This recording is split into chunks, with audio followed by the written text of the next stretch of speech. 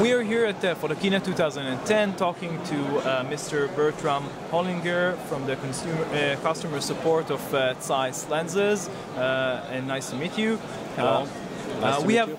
Thank you very much. We have a few questions for ZEISS today with us. Let's start with a quick one about autofocus. We know that Sony has ZEISS lenses, or actually ZEISS is producing lenses for Sony, which has autofocus. Correct. Why don't you have autofocus for your other, lines of lenses? Oh yeah, that's quite simple to answer. Developing and producing autofocus lenses that fit perfectly to the camera they are intended for needs close cooperation with the camera manufacturer, like we do with our partner Sony, and we cannot have this close cooperation with other manufacturers at the moment. So that's the easy thing that it's not possible to produce high-end autofocus lenses for other types at the moment. And it's also a question of licenses, of course. Ah, okay. I think that this will also answer the second question about, ultrasonic motor and maybe stabilization system, which you also have on Sony lenses, but you don't have on your own line. Well, we don't have directly a stabilization system in the lenses. The Sony Alpha system has its own built-in stabilization system. Such a stabilization system in a lens requires a little bit more tolerances, and at the moment we don't really like to reduce the tolerances for our lenses, reduce the quality of them. So and it's always the same. Also the same with the autofocus. It needs a close cooperation to keep the system completely functional. Camera and lens, stabilization in the lens. And so I don't think that this is a topic for the next time for us. Okay. Do you have any intention of releasing in the future zoom lenses? Because currently you're more of a prime company lenses. Yes, of course, we are thinking about this, but at the moment we like to concentrate on further prime lenses in the near future. We released for video applications our lightweight zoom lens, a very high quality zoom lens. Not really intended for photo purposes, but it might be possible in the far future, maybe. What about ultra-wide lenses, for example? Sure. We started with 2 focal lengths a few years ago for SLR cameras, SLR lenses. We continuously develop more and more lenses, like to spread out our focal length range. And of course we are thinking about shorter and longer focal lengths.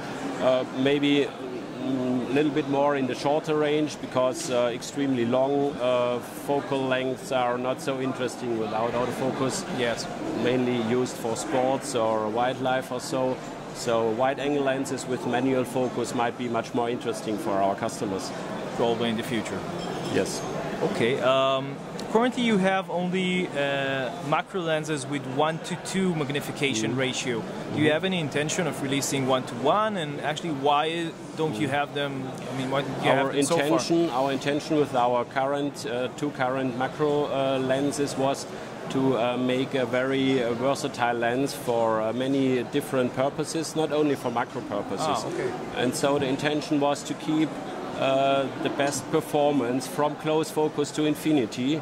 That would have taken more compromises if we would have made these lenses just going down to 1:1 or just for macro, like other manufacturers do. They have their best performance at closer focus, close distances, and aren't really good at infinity in most cases. So our goal was to introduce a much more versatile lens with a high-speed lens, which you can also use for portrait or for other shoots at infinity, for instance. Okay. Can you say something about the development process of a new lens? How many steps are in the way, and how much time does it take to develop a new lens? Oh, yes, it's a very long way to bring out a new high-end lens, of course. First of all, we're thinking about our marketing department, our sales department. thinking about which lens would our customers like or see in the future. So this gives the initial start for the R&D department. So of course we have a long tradition, a long history developing lenses.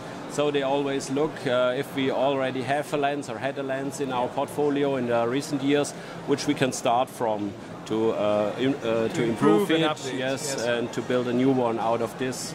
So it's starting, of course, with the optical design in the optical design department. That's a quite long process, and the next step is the mechanical design to make this optics into a barrel that can be used by the customer afterwards, of course. And then, of course, the prototype stadium. A few prototypes were built and tested if the performance that was theoretically intended can be achieved in a real lens afterwards. And of course, one main thing is also, is it possible to build such a lens with this high requirements in practical use in serial production? That's also, of course, a big thing when making a lens. So it can take up to several years to bring out a new high-end lens. So it's a long time to develop a new one. It's a very long time, yeah. Okay. You have a very long tradition of developing and innovating in terms of optics. How have things changed in terms of producing and developing a new type of lens? Because maybe 30 or 40 years ago, things creating a new lens was required different machinery and different processes. But today things are maybe done on the computer, but the manufacturing is maybe in some parts is the same as before, as 40 or 50 years ago. Yeah, well, of course, especially the development has changed quietly. Computers are taking over a lot of work for the optical and mechanical designers and make it faster to simulate optical design and mechanical design, whereas the manufacturing processes didn't have changed that much. We use the same kind of materials than we did, especially the barrel, of course. Glass types, of course, have changed in the last decades. But the metal, of course, stayed the same. And our high-class lenses are kind of handmade lenses.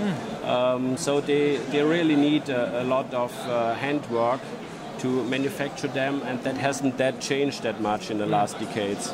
So it's some parts of the lens in the developing system of a lens are still similar to former times. Before. Yeah. Okay. Yeah.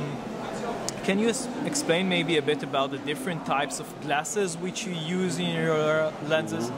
Yes, there are more than 200 different optical glass types on the market. So it's a lot. It's not a normal glass you have in your window. They all have completely different transmissions, and we need about more than 100 different glass types for our lens portfolio at the moment. Well, it depends, of course, on the lens, which glasses we buy from the different manufacturers. There are a few major manufacturers in the world who offer optical high-quality glasses, and we select, of course, the ones that suits the lens that you're making. Suits to our optical designs of our lenses. Okay. Do you check each and every one of the lenses that come out of the ZEISS factory in terms of MTF, for example? Yes, of course. We have a 100% check regarding MTF of all of our lenses, and so we can reproduce afterwards each single serial number that this lens has been in tolerances when it left our house. That's very good. In terms of MTF charts, which you have on your website, does the checking is done for several lenses, and then you do an average, or you take the best one or the worst one? How do you work? No, it's just taken out a lens that is within our tolerances from the serial production and measured out. So this MTF chart is a really measured out test chart. It's not a theoretical test chart that came out of the optical design. It's a measured test chart from an existing lens. We select, of course, a little bit, but it's a real lens that has existed that comes to our data sheets. Okay.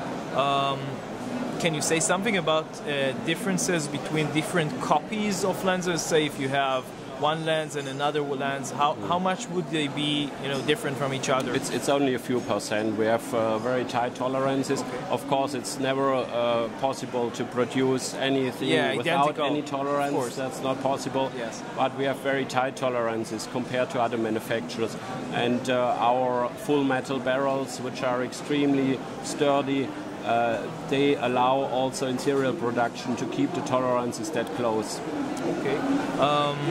Maybe final question. Do you have any intention of releasing maybe a ZEISS camera or something of that sort, like other lens manufacturers such as maybe Leica or Sigma?